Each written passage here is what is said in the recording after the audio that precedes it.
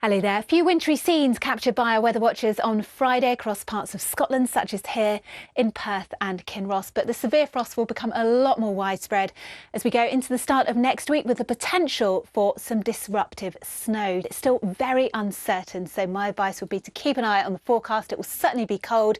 There is the greater risk of some snow with some severe frost by night.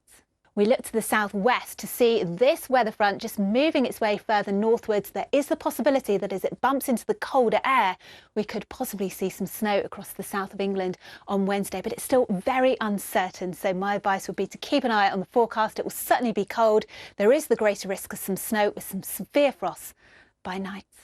Morning all, it's a rather quiet start to our weekend. We'll be chasing cloud amounts around to begin with, and they'll linger across England and Wales. But more sunshine coming through for Scotland and Northern Ireland, but it will start to feel colder, particularly for the second half of the weekend. Beautiful picture, Louise. Beautiful reflections, lovely light, but cold. Beautiful start to the weekend, actually, Naga, but things are going to get colder still and a little bit tricky as well. Bear with us. It's going to get interesting, I think, over the next few days. But enjoy today. Not too bad, mostly dry. We will be chasing cloud amounts around, I suspect. Well, plenty of grey skies around at the moment, Charlie, but for most of us, the weather story is on the change as we head into next week. Colder for all of us. There's a risk of some snow even at lower levels, which is likely to cause some disruption. And yes, if you don't have the snow, then you have the clear skies. You're going to have some nighttime frost as well. You've given us a variety of images this morning. A little while ago, there was a big snow scene. What's going on here? Well, this just caught my eye because just over just over a week ago, Nottingham had declared a major incident because of the significant flooding.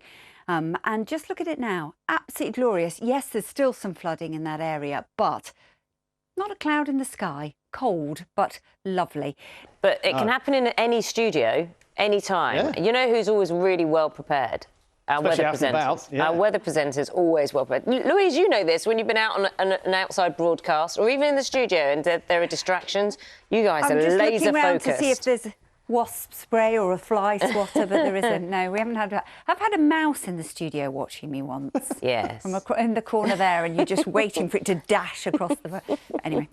Morning, everybody. Look at this. This is absolutely glorious this morning. Just over a week ago, a major incident was declared in Nottingham due to that persistent, relentless rain and the significant flooding. So it's glorious there at the moment. Here's our two faces of Saturday's weather, though.